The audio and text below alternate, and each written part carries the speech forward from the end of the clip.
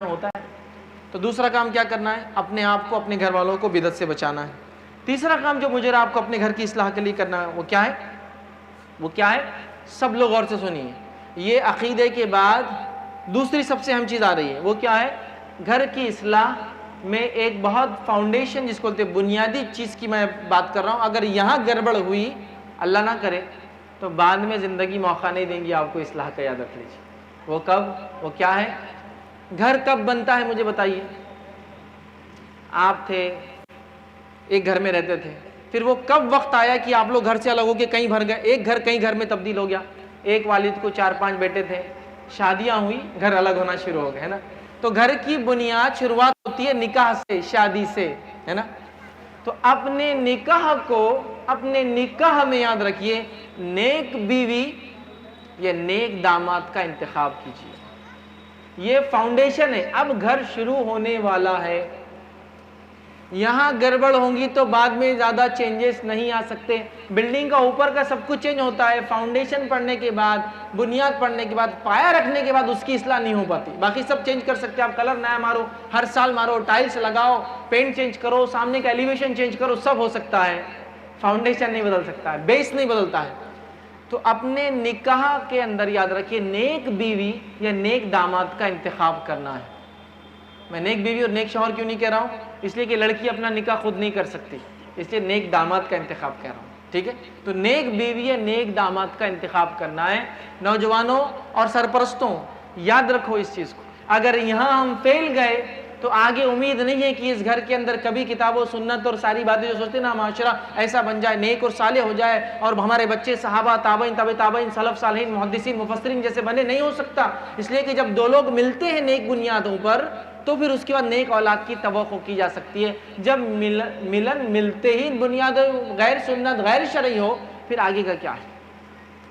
نبی اکرم صلی اللہ علیہ وسلم فرماتے ہیں، لوگ نکاح، صحیح بخاری صحیح مسلم کی روایت ہے، لوگ نکاح 4 چیزوں کی وجہ سے کرتے ہیں. پہلا، لوگ نکاح عورت سے 4 چیزوں کی وجہ سے کرتے ہیں. پہلا، اس کی مال کی وجہ سے لوگ کرتے ہیں. پھر فرمایا اس کے بعد اس کے حسب کی وجہ سے، حسب مطلب خاندان. تیسرا فرمایا اس کی خوبصورتی کی وجہ سے. اور چوتھا فرمایا اس کے دینداری کی وجہ سے. اے نوجوانوں، تمہارے ہاتھ مٹی لگے، تم دینداری کو لازم جاننا، تم ریلیجسنس کو کمپلسری جاننا نکاح میں. تو لوگ کیوں نکاح کرتے ہیں؟ مالداری، خاندان، خوبصورتی. لیکن ہمیں کیا بولا گیا؟ دینداری پہلے، پھر دینداری کے ساتھ مالداری، دینداری کے ساتھ خوبصورتی، دینداری کے ساتھ خاندان، سب چلیں گا. لیکن دینداری نہیں، باقی سب ہے تو یہ تینوں نہیں چلتے. یاد رکھیں، دینداری اصل، اس کے بعد آپ خوبصورت دیکھ سکتے، خوبصورتی منع نہیں ہے، لیکن اصل کیا چیز ہے؟ دینداری. ہمارے پاس نکاح ہوتے ہیں تو کیا ہوتا ہے؟ کیا بنیاد پہ ہمارا نکاح ہوتے؟ بتائیے آج کیا بنیاد پہ ہوتے؟ اگر نوجوانوں سے میں سوال کروں اور ان کی چوائس آپ کو بتاؤں تو نوجوانوں کے نکاح ایک ہی بیس پہ ہوتے، بس خوبصورت لڑکی ہونا، بس. دینداری کا بعد میں لا کے سدھار لیں گے، دیکھا جائے گا. ارے آپ دیکھیں کتنی تعجب کی بات ہے کہ دینداری کو چھوڑ کر خوبصورتی کو معیار اور بنیاد بنائی جاتی ہے سب سے پہلے. اور ہوتا بھی یہ ہے کہ نوجوانوں سے ان کے والدین پوچھتے ہیں کہ بیٹے اب تمہاری شادی کا ہے، کیسی لڑکی تمہاری تلاش کریں؟ تو ہمارا نوجوان آج قرآن اور سنت، اس میں کیا کرائٹیریا، کیا طریقہ بتایا گیا، کیا اصول ہے، صحابہ نے کیسے نکاح کیا، وہ سب نہیں. وہ ایک فوٹو بتاتا اپنے والدین کو، ایسے ڈھونڈ کے لائیے امی ابا، چونکہ جو فوٹو بتاتا وہ ایک ہی ہوتی ہے. سمجھ رہا؟ پتہ نہیں کس کی فوٹو دیکھ لیتا ہے سنیماؤں میں، تھیٹر فلموں میں، میڈیا کے ذریعے. ایسی لاؤ، اس جیسی ڈھونڈ کے لاؤ. سمجھ رہے آپ؟ اور والدین نکلتے پھر ڈھونڈنے کے لیے ویسی لڑکی جیسا وہ بتا رہا ہے. یا خود کبھی کبھار والدین یہ سوچتے ہیں کہ ہم اگر نکاح کریں اور آنے والی خود بھی آئے اور ساتھ میں کچھ اور بھی لائے تو بہت اچھی بات ہوں گی. سمجھ رہے آپ بات کو؟ سمجھ رہے آپ؟ جس کو کہتے ہیں جہیز، ہنڈا، ڈاوری، کٹنم اور کیا کیا ناموں سے بھرا. شادی کے وقت لڑکی سے کچھ لینا، جبکہ اسلام یہ کہتا ہے شادی کے وقت لڑکے کے لیے کمپلسری ہے کہ لڑکی کو کچھ دے. اس کو بولتے ہیں مہر، کچھ دے. لینا بالکل جائز نہیں. ہاں الگ بات ہے غریب اگر داماد ہو تو سسر کچھ دینا چاہے تو بالکل اس کے لیے جائز ہے، وہ ایک الگ مسئلہ ہے، لیکن بالکل ہٹ کر ہے. وہ شادی سے اس کا لینا دینا نہیں، کبھی بھی ہو سکتا ہے وہ. ٹھیک ہے؟ تو یہاں دیکھیے، یا تو نکاح ہو رہے مالداری کی بنیاد پر، یا تو نکاح ہو رہے خوبصورتی کی بنیاد پر. یا تو نکاح ہو رہے ارے بہت اونچا خاندان ہے کر لو بس, ارے دینداری, ارے دینداری دیکھا جائے گا لا کے سدھار لیں گے. سمجھ رہے ہیں بات, سمجھ رہے ہیں بات. تو آج دینداری ہمارا معیار نہیں رہا, ہم کو اپنے نکاحوں کو سنت کے مطابق کرنا ہوگا. اگر یہ پوائنٹ میں آپ اور میں فیل ہو گئے تو اپنے سماج کی اور گھر کی اصلاح کبھی نہیں ہو سکتی. میری بات لکھ کے رکھ لیجیے آپ, نہیں ہو سکتی. تو لڑکے کی چوائس اور لڑکی کی چوائس کس بنیاد پہ ہوں گی؟ دینداری کی. سمجھ رہے ہیں؟ دینداری. بہت سی مرتبہ ہوتا ہے, میں مذاق کے طور پر لوگوں سے کہتا ہوں, شادی کا جب بھی معاملہ آتا ہے اور لڑکی کے سلیکشن کا کہ کون سی لڑکی کا انتخاب ہو, تو لڑکے والوں کا ڈیمانڈ کیا ہوتا ہے؟ خوبصورت ہونا, نازک ہونا, دبلی پتلی عام زبان میں کہتے ہیں, اور خوبصورت ہونا. سمجھ رہے آپ کیا کرائٹیریا ہوتا؟ خوبصورت ہونا. اور خوبصورت سے مراد کیا رہتا؟ گورا پن خوبصورتی کی علامت ہے. ٹھیک ہے, تو خوبصورت ہونا مطلب گوری ہونا, اور دبلی پتلی مطلب چنچل تیز ہے نا, یہ کرائٹیریا ہوتا ہے. تو جب کچھ لوگ میرے سامنے ایسا بولتے تو میں ان کو کہتا ہوں آپ کو لڑکی نہیں ٹیوب لائٹ کی ضرورت ہے.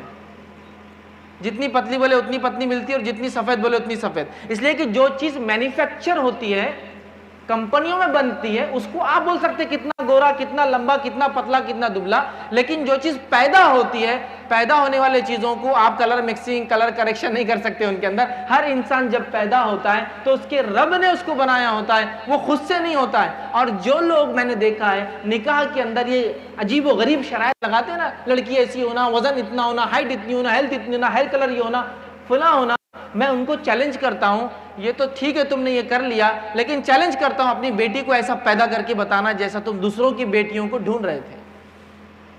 ایسی بیٹی خود کے لیے پیدا کر کے بتانا جیسی لڑکی تم اپنے لیے ڈھونڈ رہے تھے. نہیں کر سکتے ہم, نہیں کر سکتے میرے بھائی. تو جو چیز پیدا ہوتی ہے نا اس میں نقص مت نکالی, یہ اللہ کی مخلوق ہے, یاد رکھیے. ٹھیک ہے, اللہ تعالیٰ نے ہمارے بیویوں کو ہمارے لیے سکون کا ذریعہ بنایا ہے, اس کو اس طرح سے جو ہے اللہ کی مخلوق میں کیڑے نکالنا بولتے مت کیجیے, بلکہ دینداری کے ساتھ آپ پھر جو بھی تلاش کرنا الگ بات. تو دینداری پہلا ہمارا کرائٹیریا ہونا چاہیے. اچھا, داماد کے لیے بھی ہمارے پاس کیا مسئلہ ہے؟ لڑکی کا تو ہو گیا, داماد کے لیے کیا دیکھتے ہیں لوگ؟ لڑکے کے لیے وہاں بھی دینداری نہیں دیکھتے, کیا دیکھتے ہیں؟ کتنا کماتا ہے. دو رشتے آ گئے, ایک رشتہ ہے داماد 10,000 کماتا ہے, دوسرا رشتہ ہے داماد 20,000 کماتا ہے. 10 کمانے والا جو ہے وہ دیندار ہے, شریف انسان ہے, باعمل ہے, اسلام کے مطابق چلتا ہے.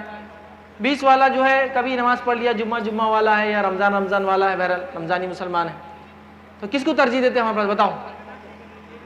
ہمارے پاس حساب لگاتے ہیں 10,000 کے حساب سے, یہ 20 کمائیں گا سال بھر میں, 1,20,000. 20 کے حساب سے 240 کمائیں گا, نہیں 240 والا چلیں گا بولے کہ, تو 1,20,000 کا لاس کون برداشت کرے گا؟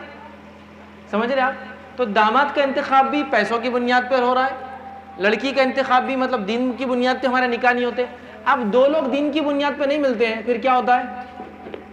پھر کیا ہوتا ہے؟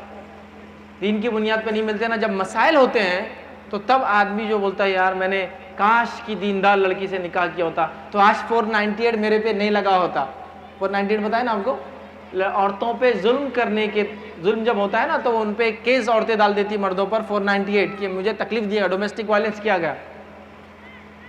معلوم آپ کو یہ بہت کامن ہے. بہت ساری مرتبہ ہمارے علاقے میں لوگ اگر 15-20 دن نہیں دکھے تو لوگ پوچھتے رہے کہاں چلے گئے تھے, اور بیچارہ بہانہ بناتا لیکن ہم کو معلوم کہاں جا کے آیا ہو. اب ہم تو فیلڈ کے آدمی ہیں, ٹھیک ہے, ہم کو پتا رہتا بیچارہ تھوڑی ہوا کھا کے آ چکے. بیگم نے کیا کی 498 ڈال دی, اماں بھی گئے, ابا بھی گئے, بہن بھی گئی, خود بھی گئے. تو 15 دن جا کے آئے, بولتے عمرے کو جا کے آئے تھے.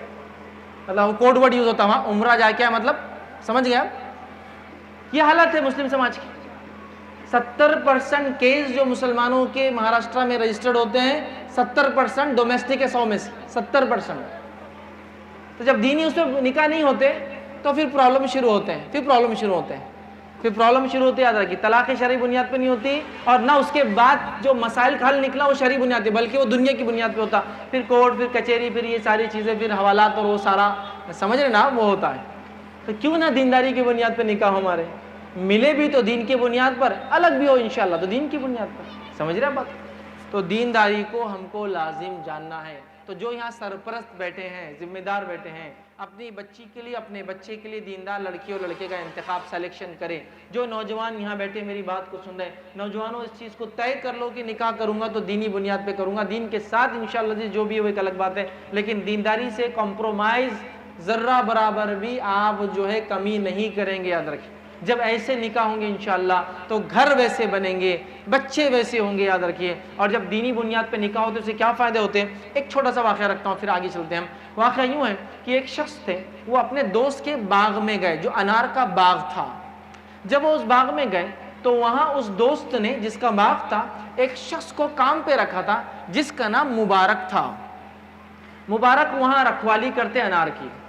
جب اس باغ کے مالک کا دوست ایک مرتبہ آیا تو باغ کے مالک نے کہا مبارک ادھر آؤ، جو ہے میرے جو دوست ایک آئے ان کے لیے اچھے انار لے کر آؤ۔ مبارک گئے، انار لائے تو انار کڑوا اور کھٹا۔ تو کہا مبارک میٹھا لاؤ، دوست آئے ہیں۔ پھر جا کر لے کر آئے، پھر انار کڑوا اور کھٹا۔